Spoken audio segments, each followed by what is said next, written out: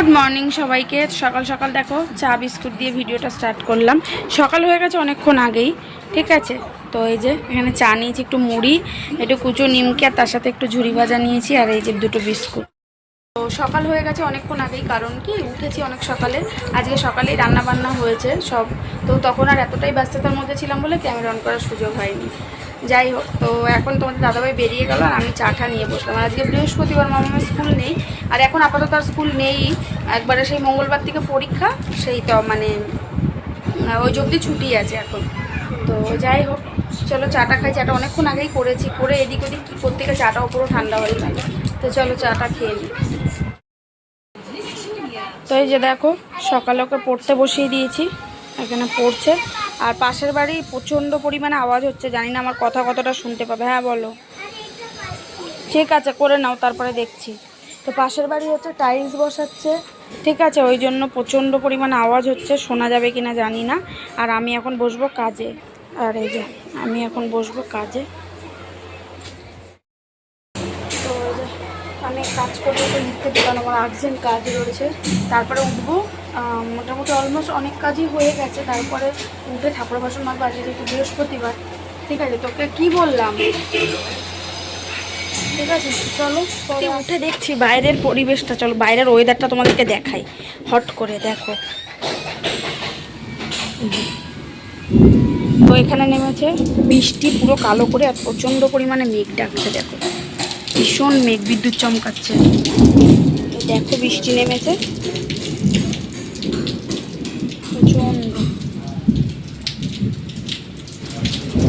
আমি কাজে বসেছিলাম ওই পাশে, মানে তাড়াতাড়ি করে কাজে না, উঠেছিলাম, উঠে মামাকে স্নান করালাম, স্নান করিয়ে উঠতে উঠতে দেখি বাইরে পুরো অন্ধকার হয়ে গেছে, পুরো কালো হয়ে গেছে। তো আমি ঝটপট করে তাড়াতাড়ি করে ঠাকুরের বাসনগুলোকে মেজে নিয়েছি, কারণ কি বৃষ্টি নেমে গেছে। আর সব থেকে বড় কথা, মেঘ ডাকছে প্রচণ্ড পরিমাণে। আর এই কদিন যে কি শুরু হয়েছে, এত পরিমাণে মেঘ ডাকা, মানে কি আর বলবো। যাই হোক চলো আমি স্নানটা সেরে আসি, সেরে একবারে পুজো দিয়ে নিই, তাহলে বাসন মাজা হয়ে গেছে যখন। আর মামা এখানে আবার পড়তে বসে গেছে, এই যে, ঠিক আছে। তো চলো স্নানটা করে আসি।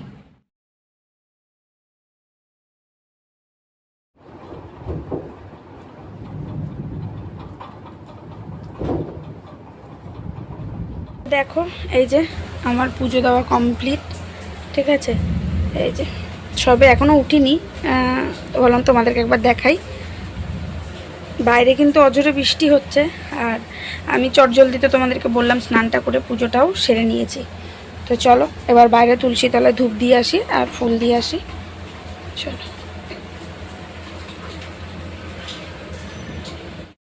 দেখো এই যে পুজো দিয়ে উঠলাম সবে। তো একটু চা করে নিয়ে মেশিনে গিয়ে বসবো, অনেকটা তাড়াতাড়ি আজকে হয়ে গেছে, ওই জন্য একটু চা খাই, ঠিক আছে। তো চলো, বাইরে কিন্তু বৃষ্টি পড়ছে, জোরে না, ওই হালকাই বৃষ্টি পড়ছে, মেঘটা গুড়গুড় গুড়গুড় পড়েই চলেছে, ঠিক আছে। চলো চা করতে এসে হঠাৎই একটা জিনিস রান্না করে পেয়ে গেলাম, তো চায়ের জায়গায় অন্য কিছু বানিয়ে ফেলেছি, চলো দেখাই। দেখো চায়ের জায়গায় এটা কি করেছি বলো তো, এটা করে নিয়েছি কফি। তো রান্নাঘরে এসে দেখছি কফি রয়েছে, আর ফ্রিজেও একটু দুধ রয়েছে। তো ভাবলাম চলো একটু, আর এটা কিন্তু চিনি ছাড়া, মানে উইদাউট সুগার। তো এখানে আমি কফি করে নিয়েছি, এখন যাব কাজে। আর আমার বেবি এখনও পড়াশোনা করে যাচ্ছে, তাই তো? না পড়াশোনা তো করতেই হবে, তাই না, সামনেই এক্সাম। হ্যাঁ এখন টিভিও দেখতে পাচ্ছে, মানে টিভি দেখছিল সকালে, ঠিক আছে। তো একটু পড়ে নিক, আবার পরে খেলবে, কি আছে, সারাদিন তো আর পড়বে না, তাই তো?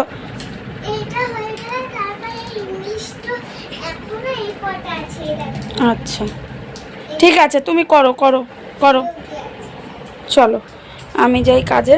দাঁড়ো,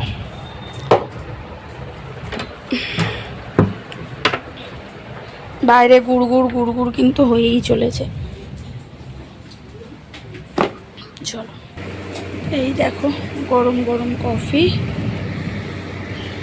খেতে একটু কষ্ট হয় কিন্তু কিছু করার নেই, খেতে হবে, চিনিটা যতটা অ্যাভয়েড করা যায় অ্যাভয়েড করি। বাট তার সাথে জানো তো, যখন লিকার চাটা খাই, লিকার চাটা আমি একটু বাতাসা দিয়েই খাই, ঠিক আছে। বাট কফি কিংবা কখনো যদি দুধ চা খাই, সেটা আমি চিনি ছাড়াই খাই। আর ব্ল্যাক কফি এগুলো চিনি ছাড়াই কম বেশি না, চিনি ছাড়াই খাই। তো বাট এটা খাওয়া খুব কষ্টদায়ক, কিছু করার নেই। বাট চা খাওয়া এগুলো তো অনেকটাই কমিয়ে দিয়েছি, আগের মতো তো আর খাই না। ওই কখনো সখনো মাঝে মধ্যে একটু তো মন চায়, তাই না বাবা? একবারে সব কি বন্ধ করে দেওয়া যায়? তো সেই জন্যই আর কি মাঝে মধ্যে একটু খাই, বাট সেটা চিনি ছাড়া এরকম। যাই হোক, চলো এখন কাজ করি আর কফিটা খাই আর কাজ করি, তারপরে উঠে মামামকে খাওয়াবো। দেরি আছে এখনও, ও লিখুক। চলো। তো দেখো এখানে এবার কফিটা খাওয়ার পরে আমার রিয়াকশানটা দেখে তোমরা বুঝতে পারবে, মানে অভ্যাসটা করছি কিন্তু খুব কষ্টদায়ক এই অভ্যাসটা। বাট সত্যি কথা বলবো, চিনিটা যতটা না খাওয়া ভালো ততই ভালো। তো দেখো আমার মুখ চোখটা দেখে বুঝতেই পারলে। দেখো কাজ থেকে উঠেছি, উঠে সন্ধ্যাবাতি দিলাম, আর বৃষ্টি সেই পিট করে পড়েই যাচ্ছে। বাট শরীরটা প্রচণ্ড পরিমাণে খারাপ লাগছে, তার কারণ হচ্ছে প্রচণ্ড মাথা ব্যথা করছে, প্রচণ্ড যাকে বলে। বাট ঘরে আমি মানে অমৃতঞ্জন যেটা থাকে সেটা তোমাদের দাদাভাই নিয়ে চলে গেছে। মানে এত কষ্ট হচ্ছে তোমাদেরকে কি আর বলবো।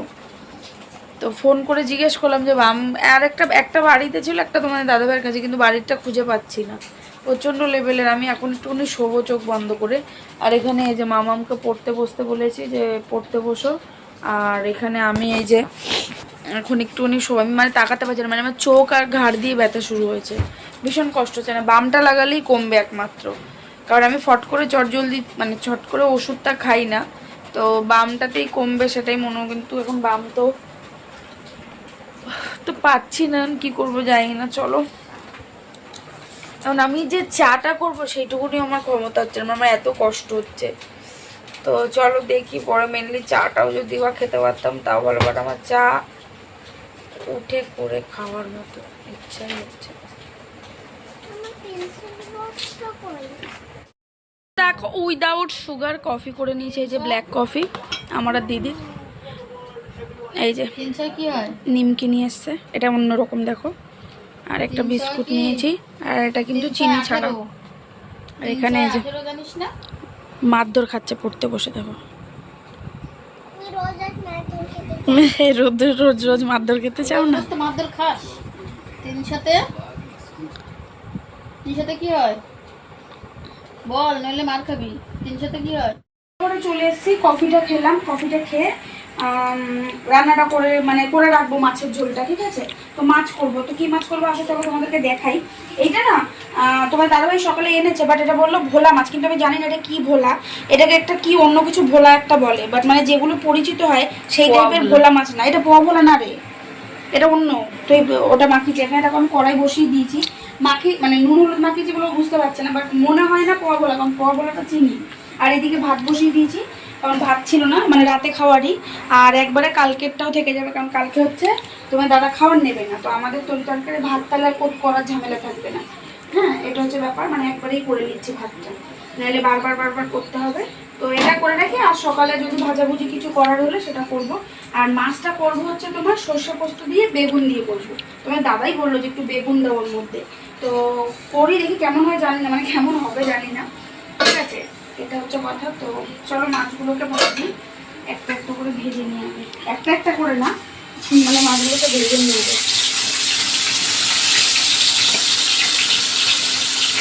তো এখানে দেখো চলো ভেজে নিই, তারপর মশলাটা করে বেগুনটা কাটবো, আগে মশলাটা রেডি করে নিই। মাছ ভাজা হয়ে গেছে, এই যে মাছ ভেজে নিয়েছি, এখানে এই যে মশলা করে নিয়েছি, আর এই যে বেগুনটা এখন ভেজে নিচ্ছি, লম্বা লম্বা করে কেটেছি বেগুন, বেগুনটাকে একটু ভেজে তুলে নেবো। তারপরে কালো জিরে ফোড়ন, অল্প একটু পেঁয়াজ দেবো, একবার দিলাম দেবো না, তারপর নাম দিই অল্প একটু পেঁয়াজ। বেগুনগুলো ভেজে নেবো।